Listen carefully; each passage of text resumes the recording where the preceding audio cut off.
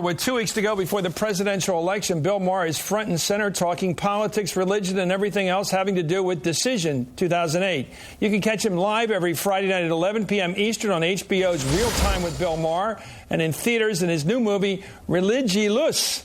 Hard to pronounce that, Bill. How do you pronounce that? Welcome back to Hardball. How do you pronounce the name of your movie? It's Religulous. It's like you're saying religion and then you go to ridiculous. For obvious reasons. Well, speaking of which, let's take a look at a little favorite of ours now from last Friday. This is Minnesota Congresswoman Michelle Bachmann and what she had to say about her colleagues on Capitol Hill. So this is a character issue. You believe that Barack Obama may, you're suspicious because of this relationship, may have anti-American views. Otherwise, it's probably irrelevant to this discussion. So absolutely. You believe it brings into, so you believe that Barack Obama may have anti-American views? Yeah, absolutely. I'm very concerned that he may have anti-American views. That's what the American people are concerned about. That's why they want to know what his answers are. That's why Joe the plumber has figured so highly in the last few days. Okay.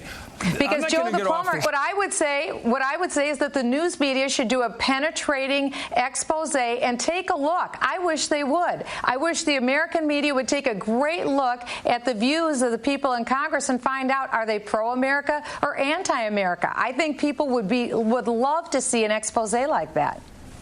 Hey, Bill, are you willing to take up your burden on that and conduct a penetrating investigation of the anti-American views on the other side of the aisle? Chris, I love it when you give dumb people just enough rope to hang themselves. And I must say, I had not heard of this congressperson before this, but I did see your show, and I saw her do this, and I thought, oh, that's going to be an issue. But what I've heard about her is... Can I cue you up another one? Here's something fresh from today, fresh from the world of 2008 politics. This is the vice presidential nominee of the Republican Party talking about her notion of what the vice presidency holds for her. A vice president has a really great job because not only are they there to support the president's agenda, they're like the team member, the teammate to that president, but also they're in charge of the United States Senate. So if they want to, they can really get in there with the senators and make a lot of good policy changes that will make life better. Wow. I heard this begin during the debate when her notion of the vice presidency is she's going to run the U.S. Senate. I thought it was a formality to just break ties and sit up there. She says she's going to basically be in charge of the Senate. She's going to get through good policy. She's going to get in there and work. I guess she has to take a look at the Constitution before she, at least takes office. Well, that would involve reading, Chris, so I wouldn't hold your breath on that. I was just going to say, before you showed the second clip, that what I've been hearing about this congresswoman in Minnesota is that she's the only person in public office these days who's actually dumber than Palin. But I don't know. After I heard that clip that you just showed me, it's a toss-up. That's a real Beavis and Butthead we've got there. But, you know, I don't know how we got to... Yes, sir?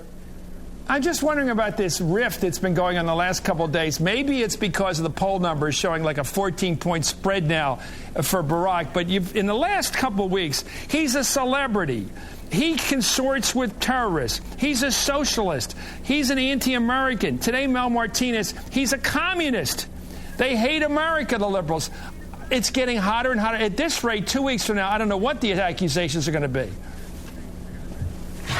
But this is old-time Republican boilerplate that we've lived with for the longest time. It's just getting nastier because these are the people, this is the old guard who fears that their claw that's on the lever of power is finally being pried off. So they do what Republicans in this era always do. If you say something that's a valid criticism of some Republican policy, they go right to turning it around to, no, you're attacking something noble that's associated with that policy. If you say that George Bush avoided Vietnam, you're denigrating the Guard. If you say Sarah Palin is not qualified to be holding high office, well, then somehow you're attacking small-town America. And so it's just gotten ratcheted up to this level where somehow Barack Obama is a socialist and a communist. I don't even know where they're getting it. They're just pulling out of Joe the plumber's crack. Yeah, let me go to your line of his what? His what? Well, you know plumbers, Chris. I don't want to have to spell it out for you. Okay, I don't know. Let me. Here's a quote from Governor Palin. More food for thought. Quote: "Faith and God in general has been mocked through this campaign, and that breaks my heart." You know, except for that comment made up there on Russian Hill or Nob Hill, wherever it was, back several months ago when Barack Obama was trying to explain to the rich people why some middle-class people wouldn't vote for him besides race. I haven't heard a lot of reference derogatory of religion at all in this campaign. I don't know what she's talking about. I think she's talking about me, Chris. I'm the only one who does it. So, I'm flattered. Thank you for listening, Governor. But yeah, I don't understand that. And this is not the first time we've heard this line of reasoning, if you will. The Christians who are 80% of this country, at least, who control everything, they have this persecution complex. I don't know where they got that from. But it's ridiculous in 21st century America to have a persecution complex when you're all powerful. So I don't know what she's talking about. I'm the only one mocking, and I'm doing it in a very funny way. Chris, Religulous doing very well in theaters now. If you've seen it, see it again. What did you make of General Powell's, I thought, bold statement in defense of religious diversity? I know you're an agnostic, a self-proclaimed one. And many people, not many people, some people are in this country, obviously, and almost everybody has some sort of question about their faith. They think about their faith. They wonder about it. They have moments of doubt. Of course, people do. But here he was doing something that seemed to be not necessary, but maybe we know it is. He said, what's this about calling Barack Obama a Muslim, which he isn't? He's a lifelong Christian. But if he were, if a kid were 7 years old who were Muslim, and then he talked about the soldier who died because he wanted to defend his country, America, against what those people did on 9/11, and he did die in Iraq for his country. The mother was at the graveyard, her head on the tombstone. I thought that was interesting that a guy of his power and popularity risked everything to come out and say, yeah, you know what?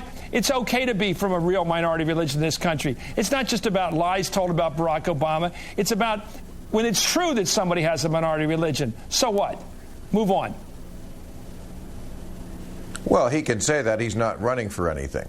But as you and I both well know, even though we pretend that there is no religious test in this country, of course there's a religious test in this country. You better be very religious, you better be Christian, and you better profess your faith at every turn, or else you have no chance of getting anybody's nomination for president.